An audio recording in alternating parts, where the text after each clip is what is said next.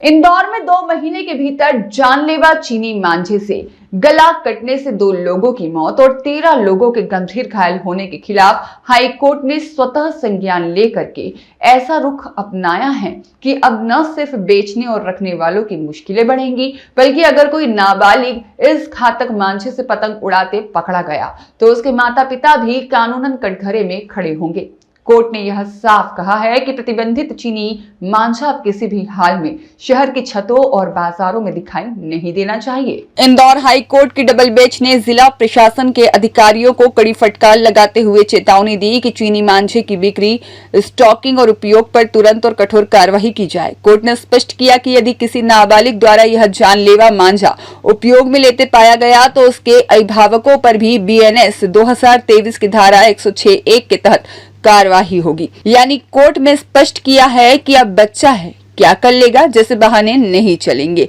मांझा उड़ाया तो जिम्मेदारी माता पिता की भी तय होगी, यानी माता पिता पर भी अपराध दर्ज किया जा सकता है। स्वतः संज्ञान में दाखिल जनहित याचिका पर सुनवाई करते हुए कोर्ट ने इंदौर पुलिस आयुक्त और प्रदेश के कई जिलों जैसे भोपाल, ग्वालियर, उज्जैन, जबलपुर, झाबुआ, अलीराजपुर, खंडवा, बुरहानपुर, धार, खरगोन, रतलाम के अधिकारियों को भी सख्त निर्देश दिए हैं कि बाजारों और गोदामों में तत्काल छापेमारी कर चीनी मांझे की सप्लाई चेन तोड़ी जाए। कोर्ट ने सोशल मीडिया को भी हथियार की तरह इस्तेमाल करने के निर्देश दिए ताकि हर नागरिक तक चेतावनी पहुंचे कि चीनी मांझा न सिर्फ प्रतिबंधित है बल्कि जानलेवा भी है। कोर्ट के आदेश के बाद संदेश साफ है कि इंदौर में अब चीनी मांझा उड़ाया तो पतंग नहीं, सीधे कानूनी कार्रवाई होगी। चाइनीज मांझा जो कि आम आदमी के लिए बड़ा नुकसानदायक है और कई लोगों की इसमें जान जा रही है, उसको ध्यान में रखते हुए ऑनरेबल हाई कोर्ट की डिवीजन बेंच में जस्टिस वीके शुक्ला साहब के द्वारा 8 दिसंबर को एक जुडिशियल एक्टिविज्म का एक एग्जाम्पल सेट करते हुए एक स्यू मोटो पीआईएल रजिस्टर की गई, जिसमें कोर्ट के द्वारा मुझे एमिकस क्यूरी या न्याय मित्र के रूप में अपॉइंट किया गया। उसके बाद हमने एक हाई कोर्ट में एप्लीकेशन लगाई कि चूंकि मकर संक्रांति का त्योहार 14 जनवरी को आता है और उस दिन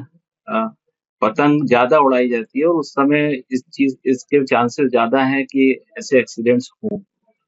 उसको देखते हुए पिछले महीने 11 दिसंबर को कोर्ट ने एक विस्तृत आदेश जारी किया जिसमें कई सारे डायरेक्शंस इशू किए, पर्टिकुलरली 4 डायरेक्शंस कोर्ट ने इशू किए, जिसमें कोर्ट ने कहा कि मैन्युफैक्चर, सेल, स्टोरेज और यूसेज ना हो, इसका एक स्ट्रिक्ट, इसको रोकने के लिए एक स्ट्रिक्ट कंप्लायंस किया जाना चाहिए कोर्ट के द्वारा, स्टेट गवर्नमेंट की कंसर्न अथॉरिटीज के द्वारा। साथ में कोर्ट ने ये भी आदेश दिया कि मार्केट में ये भी देखा जाए कि इसका